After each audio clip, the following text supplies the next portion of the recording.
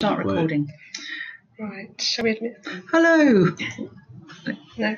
Hello, welcome everybody. Welcome to the first International General Practitioner Recruitment Programme broadcast called Being a GP in the NHS. I hope that you're enjoying listening to us. You're all around, and we're just going to pause just a second for a few more people to join us. We're going to start with some introductions. So I don't know if any of you have heard of the campaign called Hello, My Name Is. Dr. Kate Granger, who was a medical consultant, unfortunately died about a year and a half ago now, and she actually talked a lot about her journey and her experiences of both being a doctor and a patient. She died of a very rare form of sarcoma, and I would really jot down, if you've got a piece of paper now, jot down Dr. Kate Granger and have a Google of her, and also look up Hello, My Name Is. It's a hashtag. She noticed that unfortunately, when she was in hospital, the only person who introduced himself to her was the porter who was wheeling her to X-ray, nobody else. And so she started a campaign called Hello, My Name Is, to encourage all healthcare professionals to introduce themselves to each other when they first meet a patient. So you'll notice that hashtag and that logo around a lot of hospitals, a lot of GP practices, to remind us all as healthcare professionals to introduce ourselves to patients. So we're going to start by using that today. So hello, my name's Kim. I'm a nurse by profession and was an intensive care nurse for quite a while, and worked at Kingston University as a nurse teacher, and now work both for the General Medical Council and also for NHS England on the International GP Recruitment Programme. And the reason that I love working on this programme really is that I feel passionately about the support that's needed and the support that we should give doctors, not just GPs actually, but all doctors coming to the UK. So that's certainly why I'm interested in the international GP recruitment process. And I know, Maureen, you're going to talk a little bit about your background to sort of illustrate what it is to be a GP in the UK. Thank you, Kim. So hello, my name is Dr. Maureen Tahir.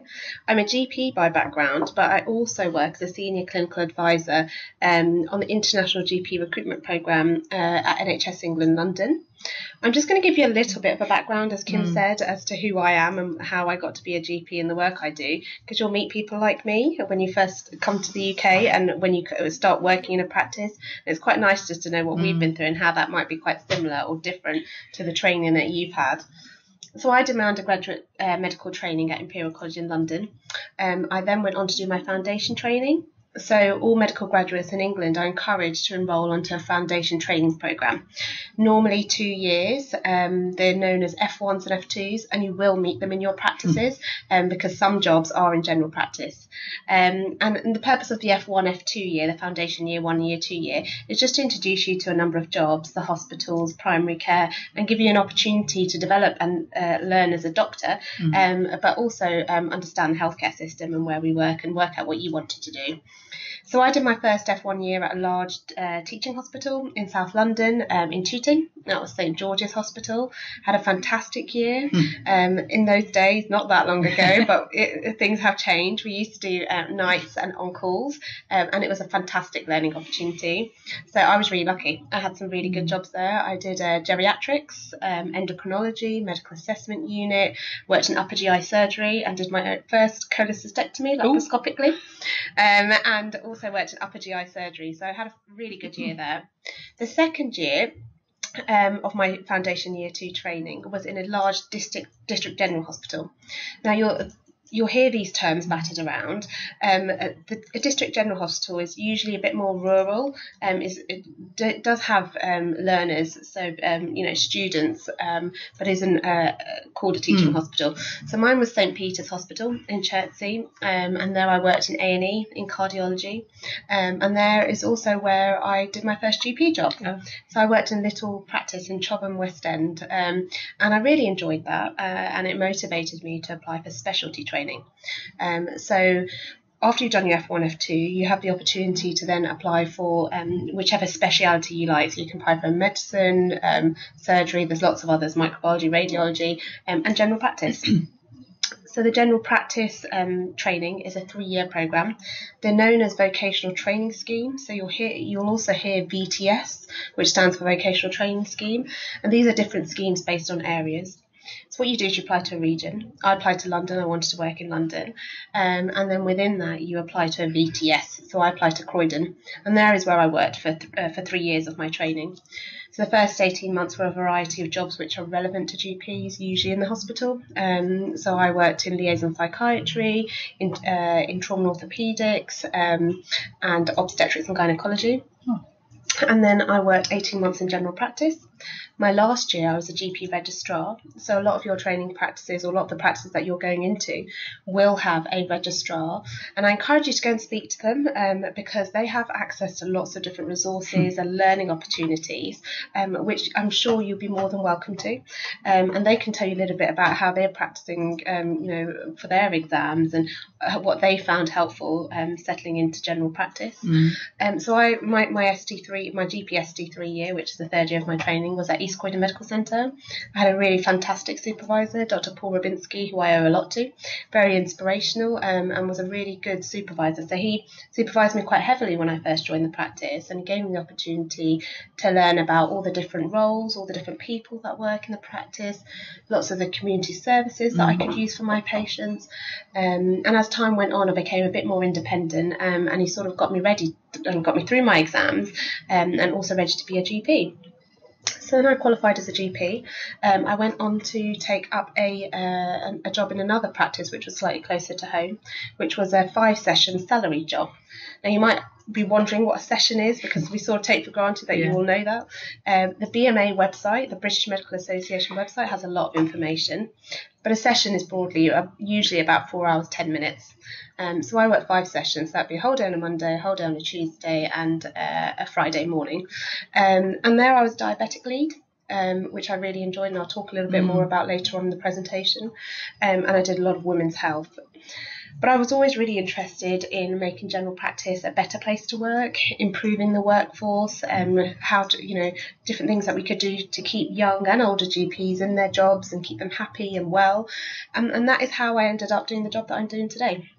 So I work in the International GP Recruitment Programme, as well as on different other workforce projects at NHS England.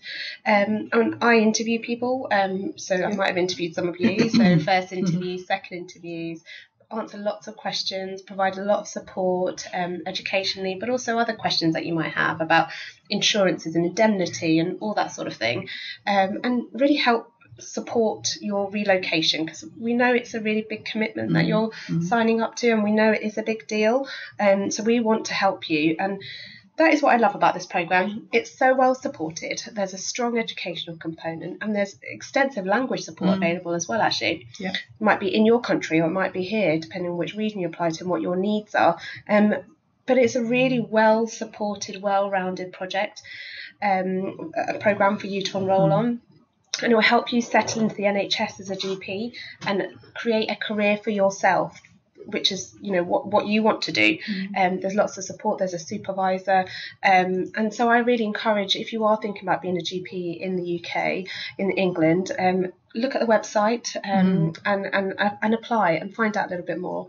And we're going to come back to that on the end of the slideshow today. We're going to give you some information about where to get that individual support from and where to inquire if you want to be part of the programme, because we know that there'll be people who are listening today who are also not quite on the programme or maybe thinking about joining the programme. We'd really encourage you, and I think the positives are really things like the educational support really and the supervision that you have. So that's really good. So that's Maureen and I. We're going to be doing all of the Skype broadcasts for you over the next sort of few months, so we're going to see lots of you. So a little bit first about a welcome really, and welcome to the NHS. Both Maureen and I have worked in the NHS for many years, and we feel very passionate about it and very proud of the NHS. And we also wanted to let you know that the NHS is a very multicultural, eclectic organisation in its own right, really. About 36% of the people who work in the NHS, not just doctors but nurses as well, come from overseas. About 26% international medical graduates, and about 11% are European doctors such as yourself. So we have a huge workforce that reflects very, very many countries across the world. And I think what we wanted to do was start by welcoming you to that NHS family, really, but also saying well done and thank you really for wanting to be part of both the International Recruitment Programme, but also part of the GP workforce in the UK. You're a really important part of our workforce today. So I think we wanted to say welcome and thank you at the start of our presentation. Today's broadcast, as I said, 1 of 5. We're going to look at the key features of the International GP Recruitment Process. That's what IGPR stands for. We're going to look a little bit about the structure of the NHS. Now, we know that doctors who come from Europe and actually all across the world really struggle with the structure and how the NHS functions. So really, that's quite a big part of our presentation today, and think about how you're going to fit into that as GPs. I hope Marine's already started by saying how enjoyable and rewarding aspects of being a GP are, but we will look at some of the difficulties of being a GP in the UK as we do our presentations. We're going to start thinking about being a patient and how a patient accesses a GP practice in the UK and how that might be different from your home countries. Marine and I spend a lot of time talking to doctors from overseas, and we're always struck by how different that actually process is. And the last bit really is to start identify the next steps to prepare for coming to work in the UK. And we'll be giving you some resources that we think will be really useful, not only for our second broadcast, but also for coming to work with us, really. So a few real structural things about today. We're going to be about an hour long. We'd love to hear. So we have a discussion board on the side that you'll be able to see as well, where you can add bits of your conversation, you can ask questions, but we would love to hear where you're from and what countries you represent across the world, across the European countries. So that would be really good. And just to remind everybody that this will be recorded, this presentation, and it will be uploaded onto 14 Fish and the NHS England website. Now 14 Fish are when you're enroll on the programme, you'll be sent the link to 14 Fish. It's a free resource with some excellent videos and some excellent information, and they're going to host our video really, and also NHS England will. So after this presentation, you'll be sent a very brief survey with asking you questions about what you thought, the link to this presentation, and also the link to the videos once we've got them uploaded. Just a few structural things. We have to think about what's called the General Data Protection Regulations in the UK. So there is an opportunity for you to ask questions, and they will come up on the side. So think about how your name appears. We did send you out some information about that beforehand. So your name will appear on the side for us. And as I said, we're going to upload it and record. It will be recorded, and it will remain on those websites for about 6 months, so quite a long time. So do think about questions, but really, we are really happy. And again, we will be giving you our contact details at the end.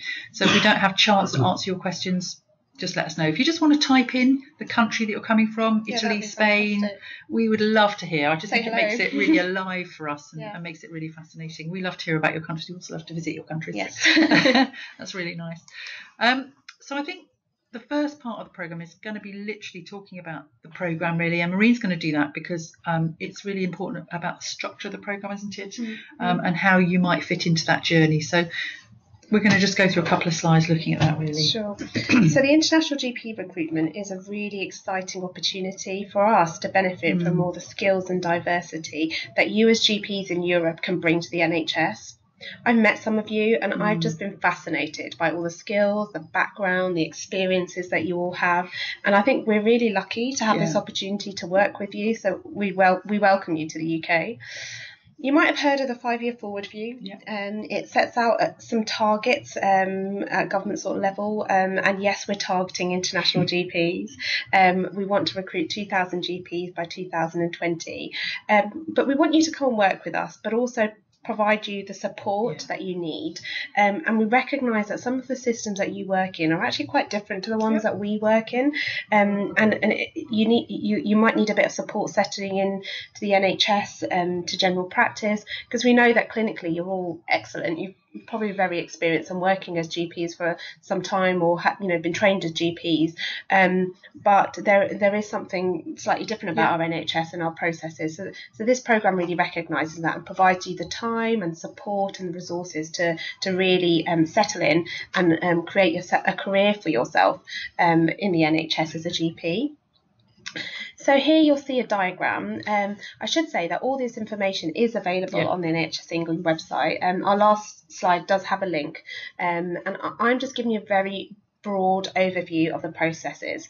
Depending on where you apply, it might be slightly different. So talk to your recruitment agencies, use the NHS England website, send in an inquiry form, and so that you get the most accurate information. But I just wanted to give you a bit of an idea of what you might expect if you enrol onto the programme. So the NHS England website, like I mentioned, has an inquiry form, and on that inquiry form you can register. It asks you a few questions and asks you where you might want to apply, and that will be directed to sort of our headquarters. You're then redirected to a recruitment agency. So different regions have different recruitment agencies. You might be at any stage of this process, I should say. You might be already talking to a recruitment agency, you might be thinking about it, you might have had your first interview, your second interview, you might be waiting for placement in a practice, or you might already be working here. So you could be anywhere on this journey. So the recruitment agency will then look at your basic qualifications, your medical qualifications, do some checks that you'd expect to be done when you apply for any job, so police checks, whatnot. There's also a certain requirement, an English requirement, so they can talk to you a bit more about what those are. But I should say, like I said before, there is an extensive language support available in and out of your country, so we're there to help you with language as well. The details from the recruitment agency are then passed over to a regional NHS England team. So depending on where you want to work, the NHS England team will then look at your CV and organise a first interview with you. That first interview is often done over Skype or over a video link, but sometimes you might already be in the country, and I've certainly done interviews face to face. And depending on which region you're applying to, it might be slightly different. But where the region I work for, we try and keep it very informal. So we want to know a bit more about you, about your motivations, about whether the programme is going to be right for you, as well as whether you're going to be right for the programme. And it's just a chance to ask questions and have a bit of discussion. The second interview again varies region per region, but usually is a bit more formal. So it can be a 2 or a 3 day process. We try and encourage you to meet with different practices, so there's a bit of an informal matching up process, but part of the second interview also involves a formal interview, and you have a panel of different people, so usually some from NHS England. There might be a patient representative, there might be an educator from Health Education England, and they'll all ask you similar questions, so probably in the first interview but in a bit more detail. There's also something else quite special that happens at a second interview, which I really like. It's called the Learning Needs Assessment. It's a great resource. It is, and it's an opportunity for you to discuss openly with an educator, so a trainer, about your clinical needs. So we ask you all to do the Royal College of General Practice self-test. I've recently started doing it because I think it's a really valuable tool to assess what you don't know. And that actually forms the basis of the discussion at the Learning Needs Assessment. And that's really just a discussion, isn't it, really? It's not an assessment like an exam, pass or fail. It's really to identify things. We know that doctors from overseas sometimes have gaps where they haven't had the clinical experience, just because that's the way healthcare is organised in their home countries. So women's health might be one example, mightn't it, really? So, absolutely. So it's just an opportunity to talk. And the purpose of that also is because, you know, we are offering an educational component to this programme, which is quite a big part of the programme. And in the beginning, you'll have some structured sessions of education, most probably, and that might be based on some of the things that came up for learning needs assessment. And also we have lots of resources, so if an educator or your supervisor knows what your learning needs are, they can direct you to the more appropriate resources for your needs. Then after the second interview, you will continue talking to your recruitment agency, but usually what happens is you're matched up to a practice or an organisation, talk about start dates, contracts, and the programme agreement, which is a 3-way agreement between your educator, you, and NHS England. That's all signed, and your recruitment agency will provide you quite a lot of support with relocating. Relocation's a real big issue, isn't it, really? And we want doctors to come and feel comfortable working in the UK. So, you know, your recruitment agency will look at things like schooling, where you might want to live, housing, will help you with lots and lots of those those practical, because those things are really important. Yeah, and they can be difficult when you're coming in and you don't know the area. So we recognise that, and we recognise the financial burden. So there is financial help with helping you relocate, which is also something great about this programme. So we try to think of you as a whole rather than just as a doctor, and provide educational support, but also all the other things that you'll need support with when you're moving to the UK. Then you start your programme. So again, this does vary region to region, but I'm just telling you broadly how most regions work. You enter a observership period in your practice, so you start working your practice, but the observership period is an opportunity for you to get to know about the local services, how your practice runs, all the different resources available to you, and then you sit some assessments, some tests, called the INR, which stands for Induction and Refresher. And once you've passed those, you enter onto the induction refresher phase of the programme. This is when you're working a little bit more independently, so you might start seeing your own patients, have your own clinics, but you know you've got your supervisor there. So if you need to, he'll be there or she will be there, and there'll be an opportunity to talk to them about how you're getting on. Once you finish the induction refresher component of your programme, you then are entered onto the performance list. So it took me a long time to understand what this was, but my understanding is that it's basically a register for all the GPs that can work in England. So you're entered onto that, and then you're an independent GP like me. You can work independently, but the special thing about this programme is that for the total of 3 years, in total, you will have some educational components of your work plan. So you have some time set aside to learn and develop, which a lot of salary GPs such as me don't get. So I think that's really great about this programme. So it gives you a bit of time to understand what you need, where you want to go, what sort of GP you want to be, develop any special interests, all with the support and the security of working in a practice with your supervisor. And I think that the really big part of that is that supervision, really, isn't it? And I would say, I know you've mentioned it already, but the regions have different schemes, don't they? So some of the regions might be slightly different. I think we've just looked at the overall scheme, but there might be some slight differences. So I think that's really important for you to be aware of. And also, just alongside that, I obviously work for the General Medical Council as well. So your General Medical Council registration will happen alongside all this process. And again, the recruitment agencies are fantastic at that. So we've got a lovely gentleman here, Nick, who's going to give us a few, because we find it very hard to look at the discussion board as well as speak. So Nick is kindly flashing up a question that somebody's asked that we're going to try and answer now. So Maureen. So actually it's a hello. So thank you everybody. Thank you. It's really nice and special to know about who you are and where you're from. So Ayaz from Belgium, Manuela from Romania, Flor from Spain, Pfizer from Kenya. Rob from Australia, Kareem from France, Danielle from Australia. Hi everyone, and thank you for joining us. Please fire away any questions that you might have. That's really nice to know, isn't it, really? Yeah. So the next slide is really an overview of the same process, really, of applying. And I think that's just a time when we wanted to sort of talk really briefly about English language testing, which again, the recruitment agency will help you with and help you through the process. I think they are there to be on this journey with you. They will guide you through that journey, be it relocation, be it support, be it education, be it what you need for your language support. They are there to sort of support you, aren't they, really, until you start the programme with us, really, which is great. And there's a link there on the bottom for how to get all this information, because there's an awful lot of information, I know. So anything else you want to add, Maureen, to that? No, I think we've given you a bit of an overview of the programme. Again, it's all on the website, so please have a look. So we wanted to start a little bit also, because the General Medical Council, this is where Maureen and I are today. We're in Manchester. We're being hosted by the General Medical Council, and we thought it might be a really good opportunity to talk about how the GMC can support you also during your recruitment journey to the UK. So I want to start with a question, really. So my question is, our primary aim of the GMC is to protect patients or to protect doctors? Now, Maureen, we have talked about this before, obviously, but I know that you shared with me what you thought. Yeah, so I've always thought the GMC were there to protect patients, but I know they do more than that. Yes, so we're there to protect patients, you're quite right. That's our primary function in the law under the Medical Act. But whilst our job is to do that, it's also to support doctors such as yourself through that journey. And as I said, I go and do sessions, and I will meet some of you during your journey in the UK.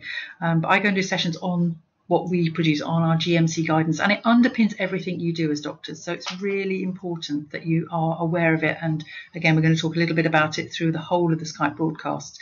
But just to mention that we write a lot of standards and guidance, which is excellent. The main one in the middle is good medical practice. I've brought the consent guidance along with me today, but some of that is really relevant to you as general practitioners, and we're going to be using that guidance during each of the sessions and during a patient journey that we're going to be talking about. So it's all available.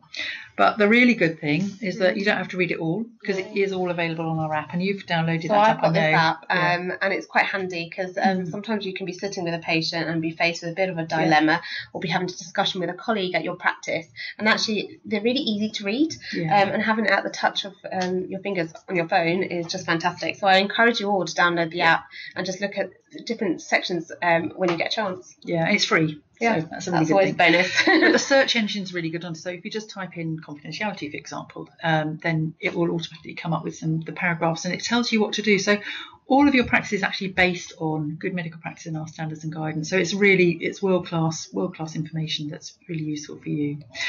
But we will come back to the GMC, but we wanted to talk a little bit about our National Health Service. And as I said to you earlier, we know that doctors from overseas really struggle with how it works. And sometimes, to be honest, we find it hard to understand. It is quite complicated. So we're going to talk a little bit about the National Health Service and how it impacts on patients.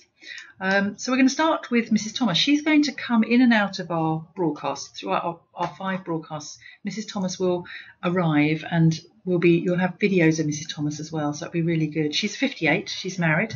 She lives with her son in a semi-detached house on the outskirts of town. So semi-detached means 2 houses joined together. She's just found a breast lump. And she's worried about it, and she wants to make an appointment to see her general practitioner. I'm sure it's the sort of patient that you would see.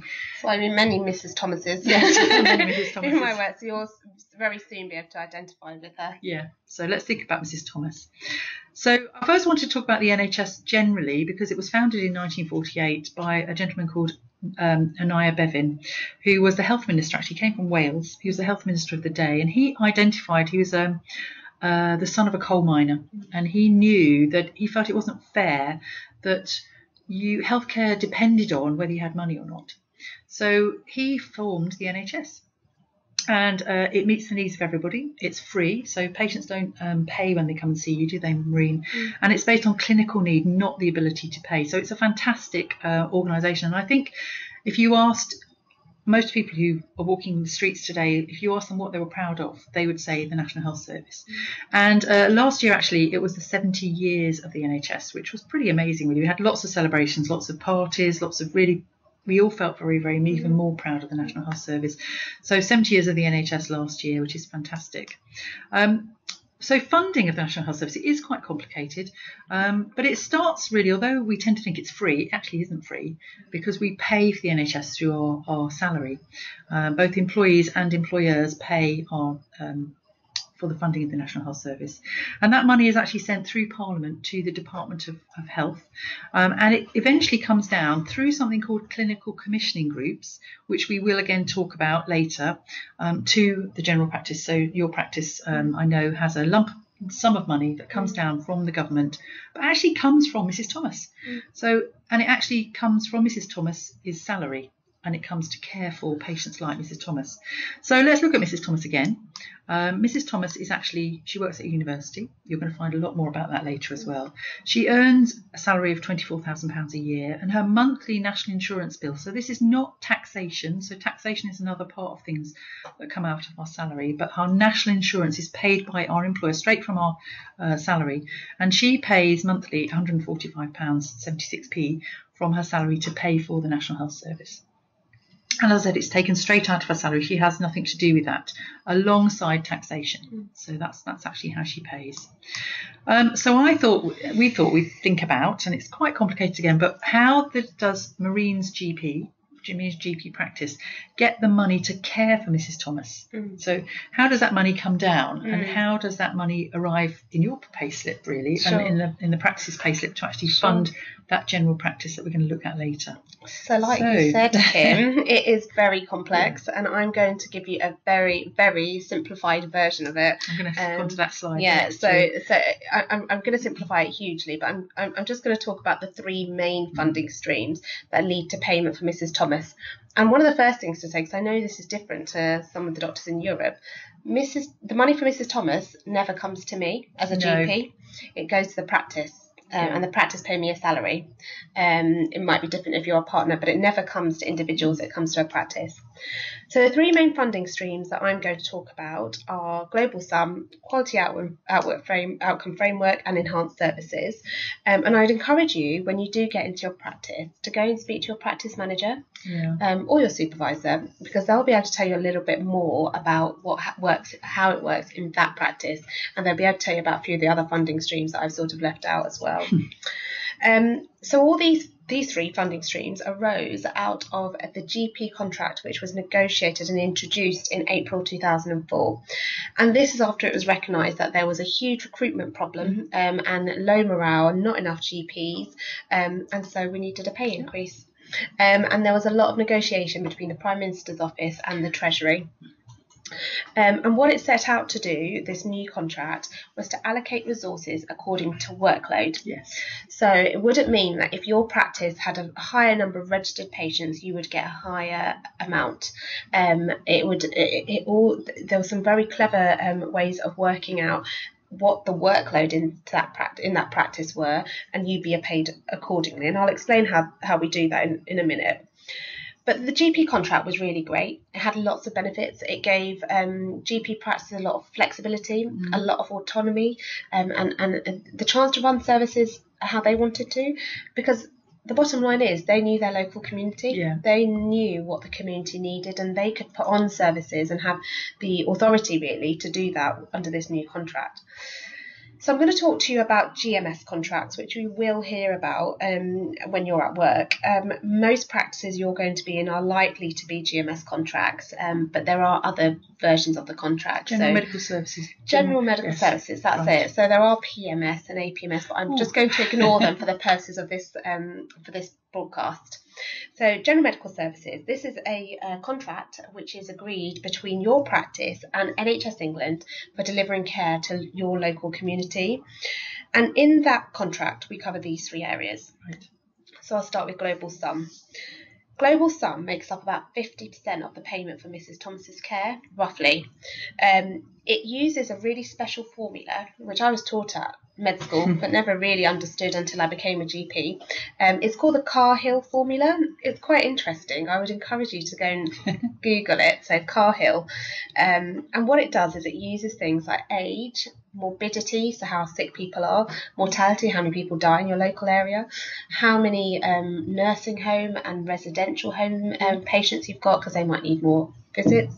It looks at staff costs locally. So actually a receptionist might need to be, is a receptionist in London might be paid more than, say, rurally, or it might be the other way around, I don't actually know. But it also looks at list turnover. So where I work in Wimbledon, we have quite a high list turnover. List turnover means how many people are registering and leaving the practice. Is that because you're sort of commuter belt? Yeah. So that's why. Yeah. And you think actually that you'd get less money if you've got a higher list turnover because you're losing patients, but that's not the case because it's thought that new patients need more services than someone that's been registered at your practice for quite a while. So the Cahill formula is really special actually because it takes into account all those different things, and it comes up with a sort of assessment of the practice's workload. So just to give you an idea, for one patient for 1 year, on average, in 2016 and 17, the global sum payment was £80.59p. What do you think about that, Kim? Well, it's difficult, isn't it? Because somebody like Mrs. Thomas probably hasn't seen her GP for a while. I'm making an assumption here. Yes, she's seeing a GP now, but she hadn't beforehand. So actually £80 for one visit. But obviously some of the patients who you might see also who have very complex comorbidities, they're going to see you every month. Yeah. So that isn't a lot of money. So it's all balancing, I presume. And that's taken into account in this Cahill formula, which is really sensible. It is. And remember, the visit to the practice might not just be to see a GP. It might be a practice nurse or, for something else. So this payment encompasses all of that. Right. So that is a global sum. The next stream of payment is Quality Outcome Framework, so known as QOF in primary care. So if you're already in practice, you will have heard about QOF. QOF is made up of 559 points. and it's actually one of the biggest pay for performance tools in the world. So it's driven. The purpose of QoF was to standardise care, to increase use of clinical IT systems, and to diversify practice teams.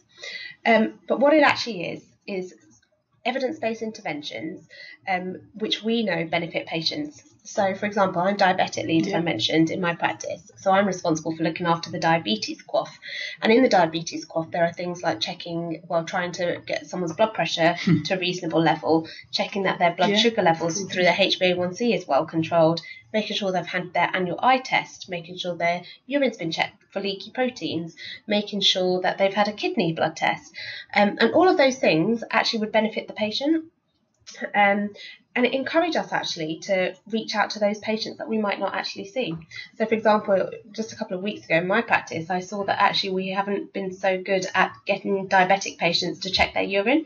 So I asked the healthcare assistant if she would mind doing a bit of a search and sending out test pots and a little letter and a request form to those patients and asking them to drop that off at the practice for testing.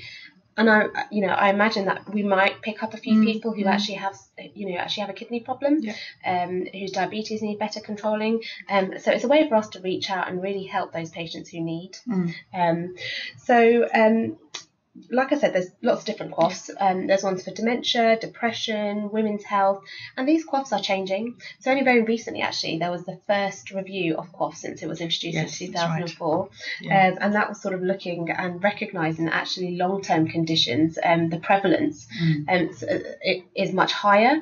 So actually we needed to change our QoFs, and also recognising that some QoFs were becoming a bit of a tick box exercise, and that's not what they're there for.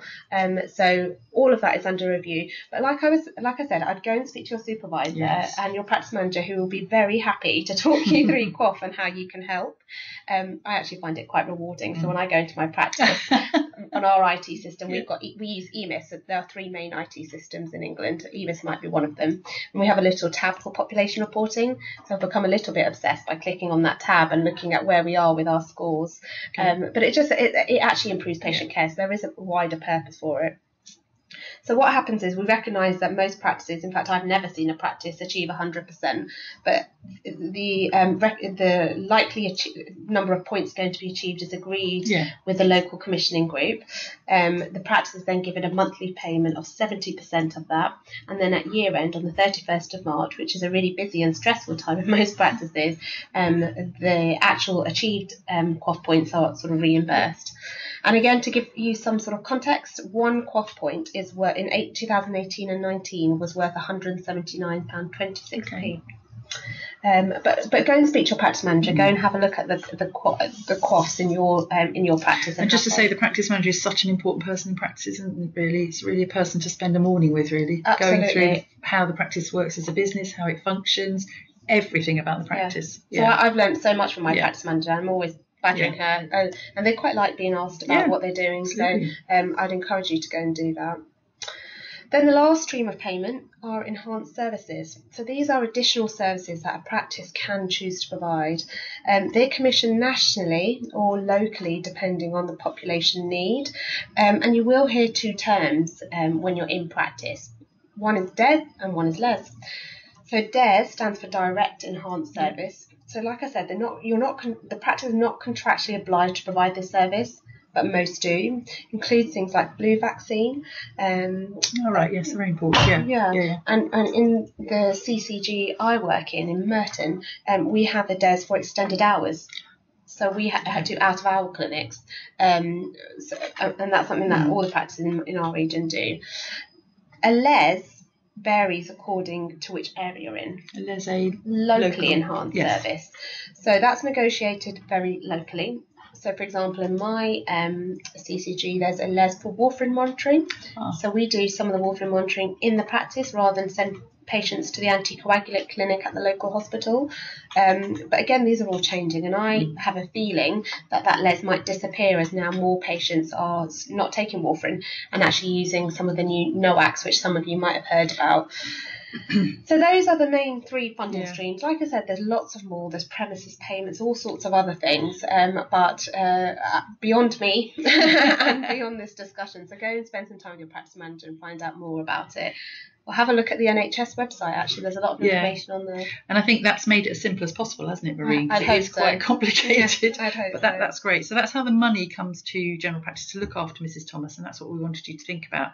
So every patient that comes through the door, they have these complicated formulas, but they're worked out to make the best services for them, really, and to meet their needs, really. So the next thing we wanted to do is, oops, my slide won't click on. Let's just think about that in a second. Just one technical hitch is typical, isn't it? Technical hitches. One thing we wanted to show you, really, we did some filming recently at a medical centre, a practice in Manchester called Manchester Medical. And we wanted to say to you that when you come for your interviews, and one of the things that you will do is go and visit your practices, visit the practices that have spaces for doctors such as yourself. And one of the first things you can do is have a look at their website and see what's available. And Mrs. Thomas, she will go to the website, she'll have a look, and she clicks on reception and inquiries, and it tells her how to make an appointment. So we thought we'd look at how Mrs. Thomas actually accesses that GP practice that Maureen's talking about, and how she actually makes an appointment and how she actually walks in through the door. So thinking about from her perspective, really. And I think there's a lot of value actually in looking at your practice website, because it tells you a lot about all the different clinics that they run and how the practice runs, when opening times, other doctors. So when you're looking at GP practices, that's a really good thing to do, is go and look at their website. I think it gives you a real feel for what's going on. It even has the pictures of the doctors, doesn't it? So you can actually have a look at them. I think it was useful for us to mention also that GP practice is just one part of the healthcare community or health service in the UK, and there's a big push at the moment to pushing or asking patients to go to local pharmacies to think about how they might care for themselves at home.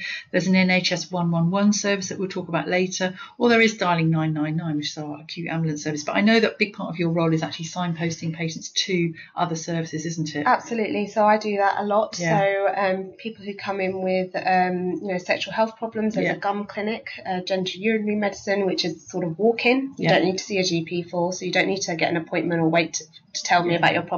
You can actually go there and get really good treatment. There's early pregnancy unit for women who are pregnant, who often have problems, who have a walk-in system, so you can just walk into those. But it's also about educating patients. So actually, when you see a patient who's had a fever for one day, has a sore throat, is usually generally well, it's about telling them actually that you can do things at home, that it doesn't always have to be medicine. So I always, honey and lemon is my favourite. I've got the whole of Merton with honey and lemon drinks. So it's just using that opportunity in your GP consultation just to educate the patient about where they should go and what they can do for themselves. It's almost, I suppose, the last thing you do before you walk out the door is to say, next time you have something that might be useful. I think that's really important. And so the local pharmacy, is something we're going to come on to later, isn't it? We're going to actually show you the pharmacy and show you how that functions. Sorry, Maureen. No, and I was just going to say the 111 service is something that we will talk about later as well, because it is really important for you all to know what they can do. Patients don't know, but I've actually been surprised by the number of doctors who don't know what 111 can offer. So we'll touch on that later. We will. So the GP practice is just one way of entering into healthcare, really. And for Mrs. Thomas, there are two main ways of getting an appointment: booking one online or coming in to see your receptionist to book one in person. But also a lot of people phone up and make an appointment. So what we thought we'd do is think about how does she access her general practitioner. Her general practitioner, who you're going to meet later, is called Dr. Kalowski, and she is somebody that we will meet in the next Skype broadcast. So we're going to show you a quick video of how Mrs. Thomas actually accesses her GP. Now, due to issues with broadband, you all dialing in from amazing countries like Australia and across Europe, there is no way that we can have consistent broadband to show you the video on our screen. So one of the best ways to do it is, I've got a fantastic colleague here, Alexia, who has been adding you to our broadcast today, who's going to send you, or has, I know, just sent you the link for the video. So if you actually copy that into your web browser, we also sent it to you beforehand as well, so you might actually have looked at it beforehand, which is fantastic. You might need to take that those little stars off at the beginning, but if you do that, we're just going to pause for a minute and 20 seconds to let you watch that video. So I'm going to just do that now.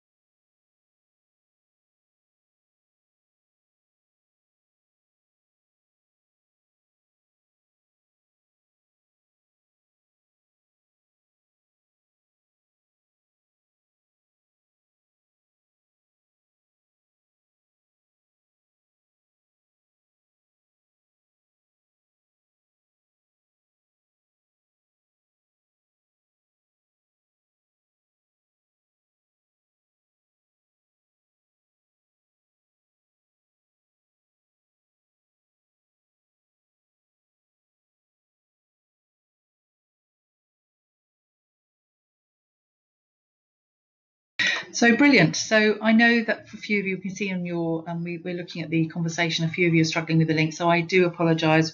We're going to look into that again for the next broadcast. But, you know, technology, it's not perfect, but it tries its best. So I hope that you saw that. And I hope that you saw how she actually booked an appointment with the with the GP receptionist. Now, GP receptionists are amazing people. And my mum was a GP receptionist. So, you know, they are the link into the general practice, into your surgery, and I think they're fantastic. So that's one way that Mrs. Thomas can actually book that appointment with her GP. So when she getting a GP appointment can be complex. It's one of the things that we are very concerned about, and there are lots of different methods for getting an appointment, aren't there, Maureen? So you know, putting yourself in Mrs. Thomas's shoes. I think it's really important actually to understand what Mrs. Thomas might have been through, because obviously there are different tensions and there's certain limited resources. So understanding which appointment she's got and how she's got it is actually quite important. Every GP practice works very differently. The few that I've worked in have worked completely differently as well. So go and speak to your reception manager or the receptionist, find out what all the different options that patients have. Normally, the patients can register for online access, and they can book appointments. They can choose which doctor, which day, pick which time, and book their appointment that way. They can do other things with that online access, I should say. They can request repeat prescriptions and things as well. So that's something to look into when you start in your practice. You can, of course, phone up like Mrs. Thomas did and get an appointment. But there are different appointment systems at each general practice. So, for example, in my practice, we don't pre-book any children's appointments. So we have a certain number of appointments blocked off with each doctor for children. And we ask all children's parents to call up in the morning or come to the surgery in the morning. And we guarantee that they will be seen that day. So whether it's urgent or a long-standing problem, they're all the same appointments. There's usually urgent appointments, which are what you'll hear them called on-the-day appointments. There's routine appointments, but there's also different types of appointments. So I fit implants and coils, and I need a healthcare assistant with me when I do that, and I need longer, and I need to have spoken to the patient before. So there's special appointments which appear as different colours usually on your system, say a women's health appointment, or there might be a baby check before they have your immunisation. So just have a look at what sort of appointments that you've been given, and talk to your supervisor about those different types of appointments, because it will obviously prepare you a little bit before the patient walks in. The other thing to say is that there's different hours cover for different practices. So like I said, my practices, we do extended hours. So we have a doctor on the premises till 8 o'clock, and we don't just use those for emergencies. We do use them, recognising them as commuters. We use them for routine appointments as well. After that, we would ask patients to call 111. And when they call 111, they get put through to a trained triager, so someone who will ask them a few more questions, who then directs their call to different avenues. And one of those is for a telephone consultation with a GP. So on a Saturday, that's often what I do. So I speak to people over the phone and talk to them about what their problems are. And sometimes, you know, they can be reassured on the phone and don't need to see someone. Sometimes they can go to a pharmacy. Sometimes they can go to another clinic like the GUM or the early pregnancy unit I talked about. And sometimes they do need to see a doctor. And we do have appointments on the weekend and in the middle of the night, out of hours with a GP. So you can book them in with them as well. The other really interesting thing is some practices are being quite innovative and looking at the problems that they have and how they can work best to solve them. And one practice which I know of every single patient who calls up for an appointment has a telephone appointment first. So I think it's called GP First. When you speak to the GP first, they will try and sort out your problem over the phone or see if it's appropriate for you. And if so, we'll book you in to see someone that day. I've also know of other practices who are using video consultations. So that's something that I think is probably going to be taking off. And of course, there's a face-to-face appointment.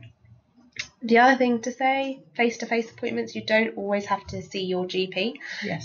So as part of my other role in NHS England is to improve the workforce, use lots of new roles. So some practices have paramedics. We have a clinical pharmacist in my practice. The clinical pharmacist does a lot of things that I used to do. So titrating people's blood pressure medication, getting them onto the right medication after they've been discharged from hospital, for example. Something else that I'm working on is getting more physicians associates. So you might come across these when you work, these people when you work in your GP practice. And they're basically trained professionals that can do a lot of things that the GP again spends time doing, and that just frees the GP up to do more complex work, which is great. Yeah. And I talked about all the different clinics. There's baby clinics, diabetic clinics, again run by GPs, nurses, health professionals. Sometimes you have visiting consultants come in and do certain clinics in your practice. So go and speak to your practice manager, go and speak to your supervisor. And in that observership period, I would encourage you to try and sit in with some of these. I sat in a lot with the diabetic nurse and the COPD and asthma nurse, and I found it really helpful to understand what they're telling the patient, and also what the patient's concerns are, because they sometimes have a bit longer, so the patients sort of talk more freely. So go and do that when you arrive. I think it's interesting. So we've had a question, I know, about the average day of a GP. It sounds to me, while you're talking, there isn't an average day of a GP, because it depends what hours you work, depends whether you're covering the out of hours service or the early morning clinic, or there isn't an average day, is there really? There isn't really an average day. No. Again, depends what practice you're in. Yeah. Usually you have a combination of on the day appointments, routine appointments. You might be asked in between your morning and afternoon, or morning and evening clinic, to go and see somebody who's housebound, who needs a home visit, or in a care home, you might do. So in my practice we do ward rounds for certain nursing homes, but it varies so much. So that's the joy of it, really. Exactly. Another Another practice, we used to all stop at 11 o'clock and have a tea break and discuss clinical cases, which I used to love and was really valuable. So it will depend on where you are and what you're doing. Okay, so it's a complicated, and I think it's important to recognise that Mrs. Thomas has had a complicated journey even getting to her GP, and that creates a lot of anxiety in itself, really. So imagine how she might feel even before she gets to you, really, judging what you said. She's got a breast lump, she's going to be worried, scared, anxious, she's thinking about, is it cancer? Even down to the fact that will the GP feel the breast lump? Is it just me imagining it? And even thinking, do I need to tell my family about this yet? I'm really quite concerned. So let's have a look at when she arrives at the medical centre. Again, I'm going to ask the lovely Alexio to send you a link to actually just try and watch the video. Again, you might have done that before. Mrs. Thomas actually walking into the practice. So we're going to be thinking about that now.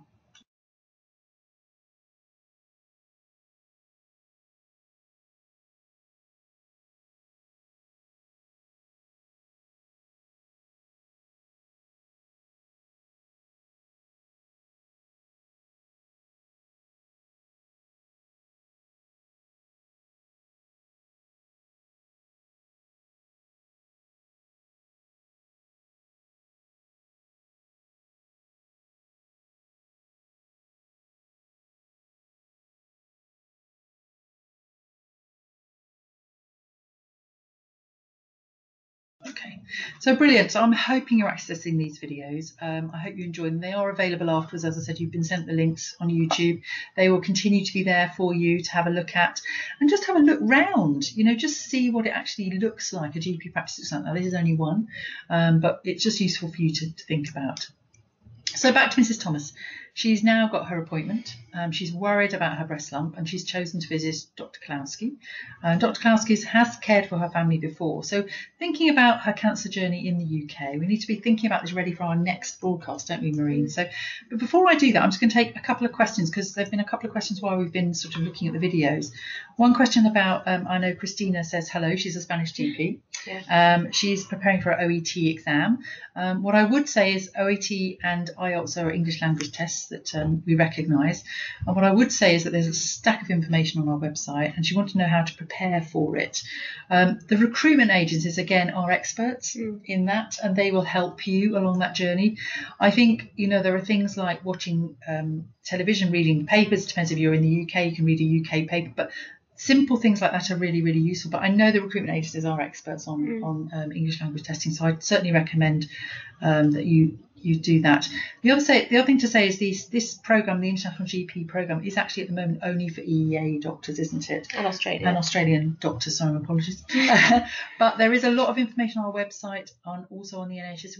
England website, because I know that Gavin's phoned in from Guyana about how to access and how to join the NHS from other countries as well. Certainly on the GMC website, and we will make sure that we send some links out. There is information about how to register on our General Medical Council website if you are an international medical doctor, not just an EEA doctor. Sorry, yes, Australia as well, Marine. So I think that's just another question. We'll come to another question in a minute, but just to mention that cancer, like all across countries all across the world, is a very common condition that I know you will see lots of patients for, like Mrs. Thomas. And in the UK, the most four common types of cancer are breast, lung, prostate and bowel cancer. So that's what Mrs. Thomas is going to be worried about. Yeah. So I think that's important that we recognise that. We are going to look at cancer a lot in the next scenario. Yeah. And what Maureen and I wanted to point out to you on the next slide is some really important resources to look at for the next broadcast. Now, I know the first one is about cancer waiting times. Now, NHS England define how long you have to wait if you have a suspected cancer, don't they, Maureen? So there is quite a robust system in general practice for suspected cancers. Obviously, there is a set out criteria, all again evidence-based for different types of cancers. But if you go and see your GP and you fit some of those criteria, or the GP is worried about cancer, they can refer you on the 2-week rule cancer pathway, and that's national. So every GP practice has access to that.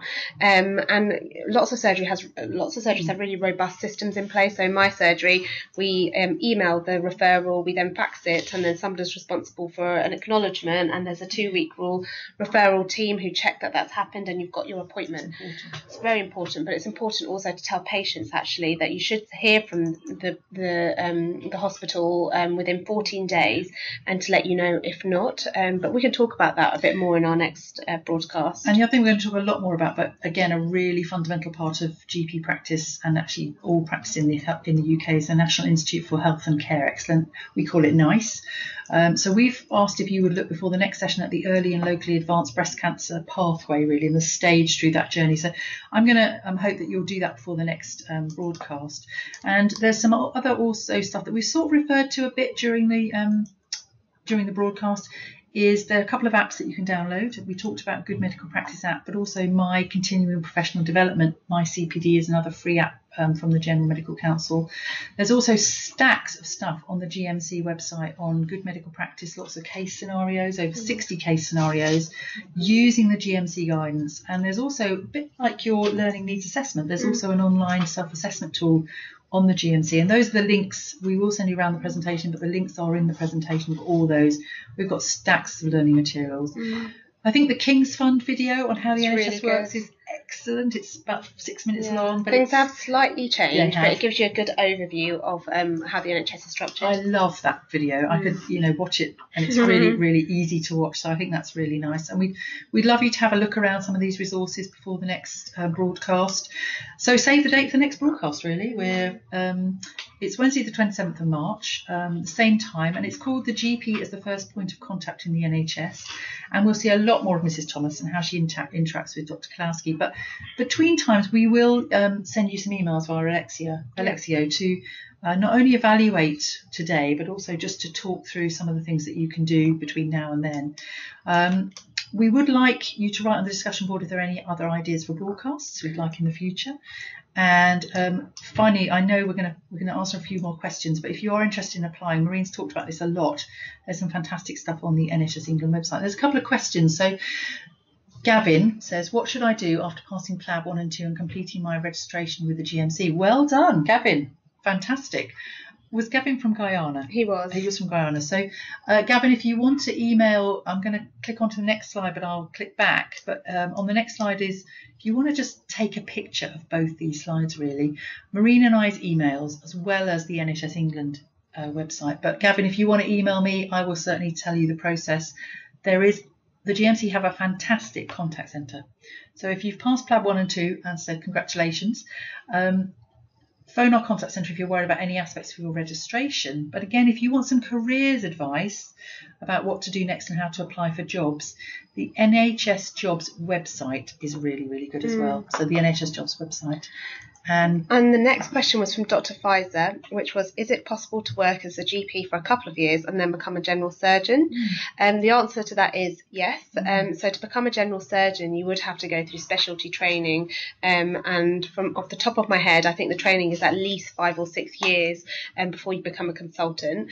But the thing to say is, one of the beauties of general practice is that you can develop special interests. So like I mentioned, I have a special interest in obstetrics and gynecology. So that's what my BSc was in. And then I did some training after that to allow me to have a bit more of a qualification really, as well as experience to deal with difficult gynecological problems and obstetric problems. And I insert coils and implants, and that keeps me really happy, and that keeps my interest at bay. And equally in general surgery, if you're interested in surgery and you like general practice, you can train to do minor surgery, joint injections, and practices love that sort of thing. It might be one of your leses or your deses that we were talking about, so we'll generate some income for the practice.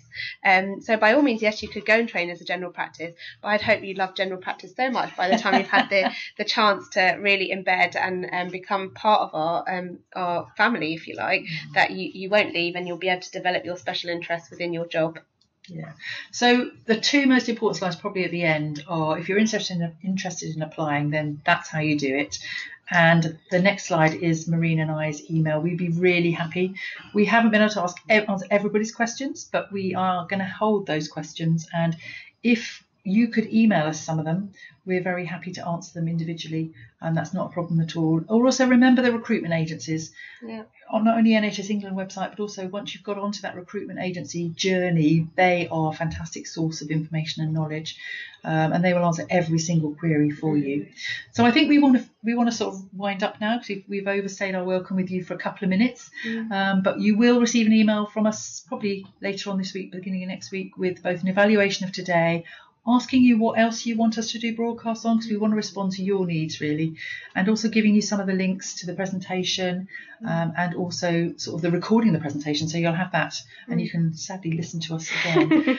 Okay, but well done, and thank you very much for listening, and really enjoyed meeting you. Thank you. All the best. Bye. All the best. Bye.